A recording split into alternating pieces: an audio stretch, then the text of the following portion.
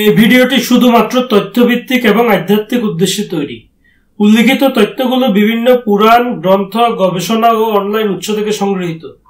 কোনো ভুল বা ত্রুটি চোখে পড়লে মন্তব্যে জানানোর অনুরোধ রইল।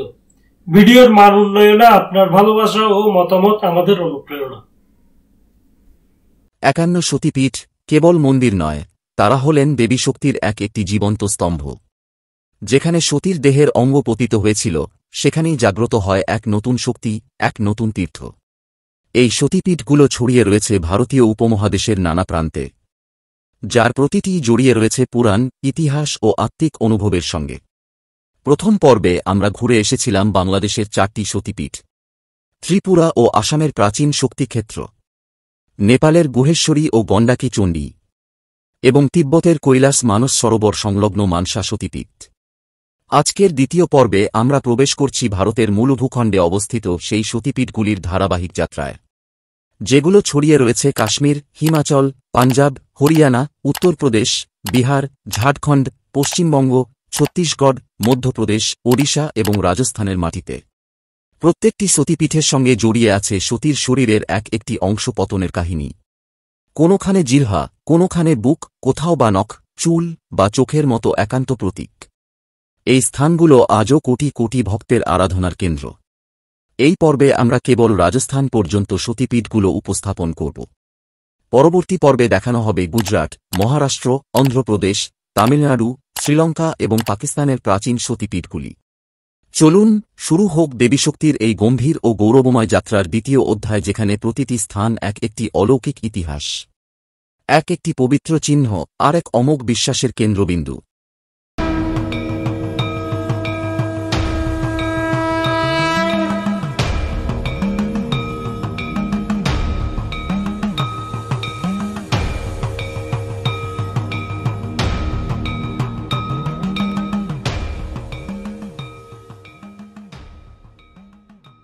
দ্বিতীয় পর্বের শুরুতেই আমরা পৌঁছে গেছি ভারতের উত্তরতম ভূখণ্ড লাদাখে, যেখানে অবস্থান করছে এক রহস্যময় ও প্রাচীন সতীপীঠ, শ্রীপর্বত।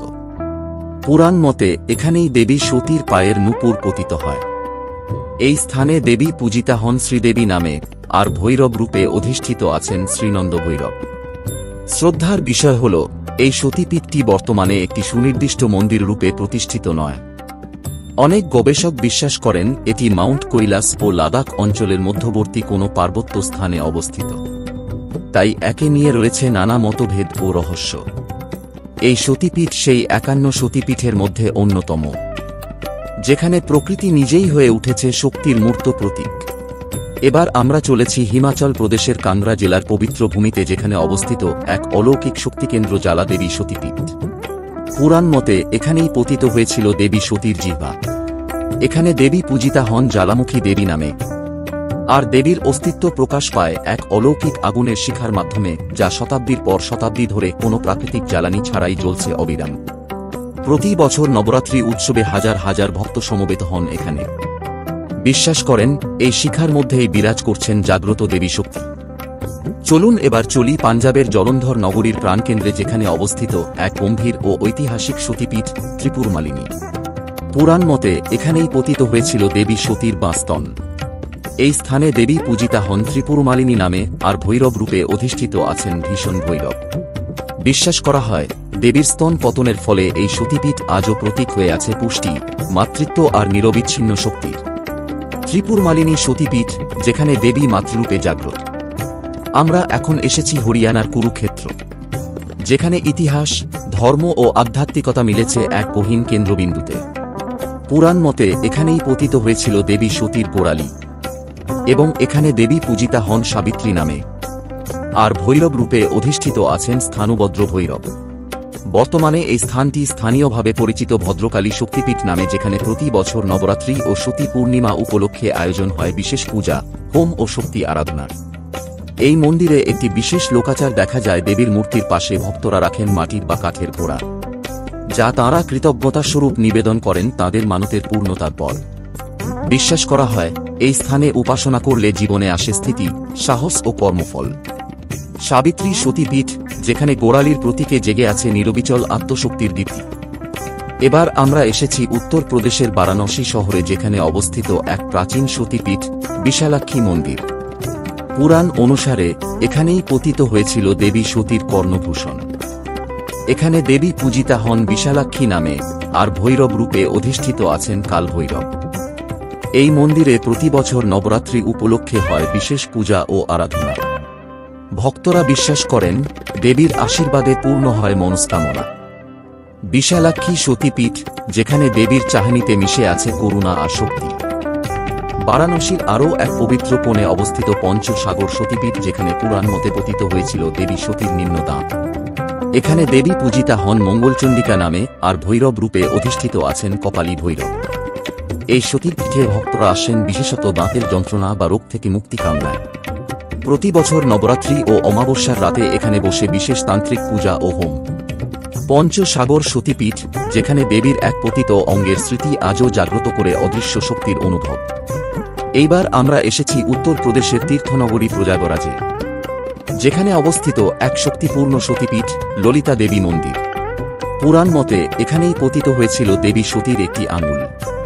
এখানে দেবী পূজিতা হন ললিতা দেবী নামে, আর ভৈরব রূপে অধিষ্ঠিত আছেন ভীম ভৈরব।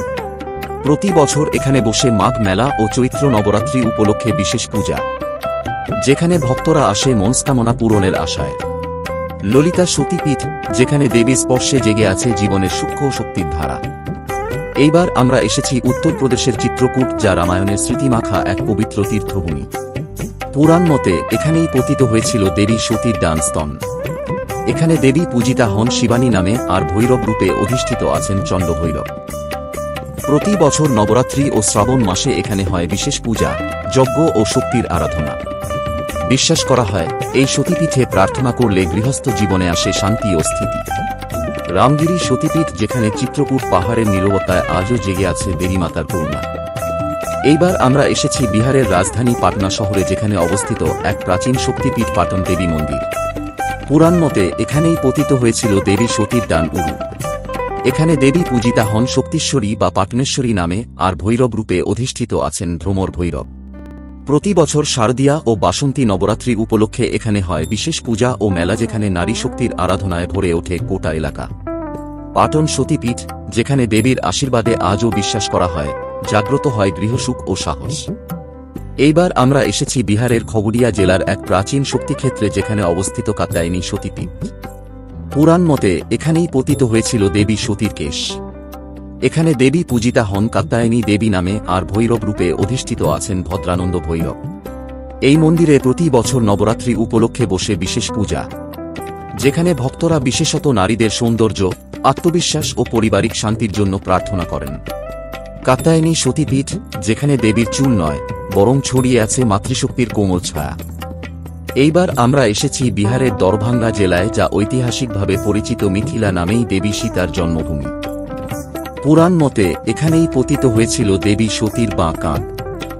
এখানে দেবী পূজিতা হন কুমারী নামে, আর ভৈরব রূপে অধিষ্ঠিত আছেন ভীমেশ্বর ভৈরব। প্রতি বছর এখানে নবরাত্রি ও মহালয়া তিথিতে বসে বিশেষ পূজা ও ভক্ত সমাগম। অনেক ভক্ত বিশ্বাস করেন সতীর কাঁধ পতনের এই স্থান নারীশক্তি ও আত্মসম্মানের প্রতীক। মিথিলা সতীপীঠ, যেখানে দেবীর আশীর্বাদে আজও জেগে আছে ঐতিহ্য, তপস্যা আর আত্মিক শক্তির পরম্পরা।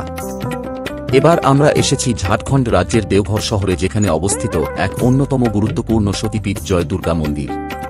পুরাণ মতে এখানেই পতিত হয়েছিল দেবী সতীর হৃদয়। এখানে দেবী পূজিতা হন জয় দুর্গা নামে, আর ভৈরব রূপে অধিষ্ঠিত আছেন ভৈরবনাথ। এই সতীপীঠটির পাশেই রয়েছে বিখ্যাত বাবা বৈদ্যনাথ ধাম, আর প্রতি বছর শ্রাবণ মাসে লক্ষাধিক ভক্ত কাঁধে জল নিয়ে আসেন কাউডিয়া যাত্রায়। জয় দুর্গা সতীপীঠ, যেখানে হৃদয়ের পতনে জন্ম নিয়েছে ভক্তির হৃদয়স্থল। এইবার আমরা এসেছি ভারতের সংস্কৃতির রাজধানী কলকাতার কালীঘাট সতীপীঠে। পুরাণ অনুসারে এখানেই পতিত হয়েছিল দেবী সতীর ডান পায়ের আঙুলসমূহ। এখানে দেবী পূজিতা হন কালিমা নামে, আর ভৈরব রূপে অধিষ্ঠিত আছেন নকুলেশ্বর ভৈরব। এই মন্দিরটি শুধু সতীপীঠ নয়, এটি কলকাতার প্রাণ। প্রতি বছর লক্ষ লক্ষ ভক্ত আসেন কালী পূজা ও দীপাবলিতে, যেখানে দেবীর সামনে দেওয়া হয় বিশেষ অন্নভোগ ও তামাক পাতার নিবেদন। কালীঘাট সতীপীঠ, যেখানে দেবী শুধু ভয়ঙ্করী নন, মা হয়ে আগলে রাখেন কোটি ভক্তকে। এইবার আমরা এসেছি পশ্চিমবঙ্গের হুগলি জেলার শান্ত পরিবেশে অবস্থিত এক ঐতিহাসিক সতীপীঠ রত্নাবলী মন্দিরে। পুরাণ মতে এখানেই পতিত হয়েছিল দেবী সতীর ডান কাঁধ। এখানে দেবী পূজিতা হন রত্নাবলী নামে, আর ভৈরব রূপে অধিষ্ঠিত আছেন শিব ভৈরব। এটি নদীর ধারে অবস্থিত এবং বছরের বিশেষ সময়ে এখানে হয় নবরাত্রির উৎসব। অনেকে বিশ্বাস করেন এই সতীপীঠে প্রার্থনা করলে জীবনের ভারসাম্য ও সাহস ফিরে আসে। রত্নাবলী সতীপীঠ, যেখানে দেবীর কাঁধে ভর করে দাঁড়িয়ে আছে এক পবিত্র শক্তির কাহিনী। এবার আমরা এসেছি পশ্চিমবঙ্গের হুগলি ও তমলুক অঞ্চলের সংযোগস্থলে, যেখানে অবস্থিত একটি রহস্যঘেরা সতীপীঠ ত্রিস্ত্রতা মন্দির। পুরাণ মতে এখানেই পতিত হয়েছিল দেবী সতীর বাঁ পা। এখানে দেবী পূজিতা হন ভ্রামরী নামে, আর ভৈরব রূপে অধিষ্ঠিত আছেন সর্বানন্দ ভৈরব। ত্রিস্ত্রতা মানে 3 নদীর সঙ্গম। এখানে গঙ্গা, যমুনা ও সরস্বতীর মিলনে তৈরি হয় এক পবিত্র শক্তিক্ষেত্র। ত্রিস্ত্রতা সতীপীঠ, যেখানে প্রকৃতি ও শক্তির মিলনে জেগে থাকে দেবীর অতল রহস্য। এইবার আমরা এসেছি পশ্চিমবঙ্গের বর্ধমান জেলার লক্ষ্মীপুর গ্রামে, যেখানে অবস্থিত বহুলা সতীপীঠ। পুরাণ মতে এখানেই পতিত হয়েছিল দেবী সতীর বাঁ হাত। এখানে দেবী পূজিতা হন বহুলা নামে, আর ভৈরব রূপে অধিষ্ঠিত আছেন ধীর ভৈরব। এই সতীপীঠের আশেপাশে এখনও গ্রামীণ পরিবেশ। ভক্তরা এখানে শান্তিপূর্ণভাবে প্রার্থনা করেন ও মনস্কামনা পূরণের জন্য মানত করেন। বহুলা সতীপীঠ, যেখানে দেবীর কোমলতা মিশে আছে বাংলার মাটির স্নিগ্ধতায়। এইবার আমরা এসেছি পশ্চিমবঙ্গের বর্ধমান জেলার উজানি গ্রামে, যেখানে অবস্থিত এক প্রাচীন সতীপীঠ উজানি মায়ের মন্দির। পুরাণ মতে এখানেই পতিত হয়েছিল দেবী সতীর বাঁ গোড়ালি। এখানে দেবী পূজিতা হন উজানি মা নামে, আর ভৈরব রূপে অধিষ্ঠিত আছেন ভীষণ ভৈরব। এই মন্দিরে প্রতি বছর নবরাত্রি ও অষ্টমীর দিন ভক্তরা বিশেষ মানত করেন ও প্রসাদ দেন। উজানি সতীপীঠ, যেখানে দেবীর শক্তি প্রকাশ পায় গভীর বিশ্বাস ও একান্ত ভক্তির মধ্য দিয়ে। এবার আমরা এসেছি পশ্চিমবঙ্গের বীরভূম জেলার কৈচল গ্রামের কাছে, যেখানে অবস্থিত এক শক্তিশালী সতীপীঠ মহিষাসুরমর্দিনী মন্দির। পুরাণ মতে এখানেই পতিত হয়েছিল দেবী সতীর ডান চোখ। এখানে দেবী পূজিতা হন মহিষাসুরমর্দিনী নামে, আর ভৈরব রূপে অধিষ্ঠিত আছেন কপালী ভৈরব। এই মন্দিরে প্রতি বছর দুর্গাপূজা ও নবরাত্রি উপলক্ষে হয় বিশেষ উৎসব, যেখানে দেবীকে দেখা হয় অসুরনাশিনী শক্তির রূপে। মহিষাসুরমর্দিনী সতীপীঠ, যেখানে আজও জাগ্রত আছেন দেবী অশুভ শক্তির বিরুদ্ধে এক অদম্য প্রতীক হয়ে। এবার আমরা এসেছি বীরভূম জেলার লাভপুর থানার ফুল্লরা গ্রামে, যেখানে অবস্থিত এক পবিত্র সতীপীঠ মা ফুল্লরার মন্দির। পুরাণ মতে এখানেই পতিত হয়েছিল দেবী সতীর ঠোঁট। এখানে দেবী পূজিতা হন ফুল্লরা নামে, আর ভৈরব রূপে অধিষ্ঠিত আছেন বিশেশ্বর ভৈরব। এই মন্দিরের বিশেষত্ব হল মূর্তির পাশে একটি বড় শিলা, যেটিকে ভক্তরা দেবীর রূপ হিসেবে পূজা করেন। ফুল্লরা সতীপীঠ, যেখানে দেবীর কোমলতা আজও ছড়িয়ে আছে বাংলার মাটির সুবাসে। এইবার আমরা এসেছি বীরভূম জেলার শান্তিনিকেতন থেকে অল্প দূরে, যেখানে অবস্থিত এক রহস্যময় সতীপীঠ কঙ্কালীতলা মন্দির। পুরাণ মতে এখানেই পতিত হয়েছিল দেবী সতীর কঙ্কাল বা কটিদেশ। এখানে দেবী পূজিতা হন কঙ্কালী দেবী নামে, আর ভৈরব রূপে অধিষ্ঠিত আছেন রত্ন ভৈরব। এই মন্দিরের পাশ দিয়ে প্রবাহিত হয়েছে কপিলা নদী, যা শক্তির স্পর্শে পরিণত হয়েছে এক জীবন্ত তীর্থ। কঙ্কালীতলা সতীপীঠ, যেখানে দেবীর শরীরের একটি অংশ নয়, জেগে আছে চেতনার শক্তি।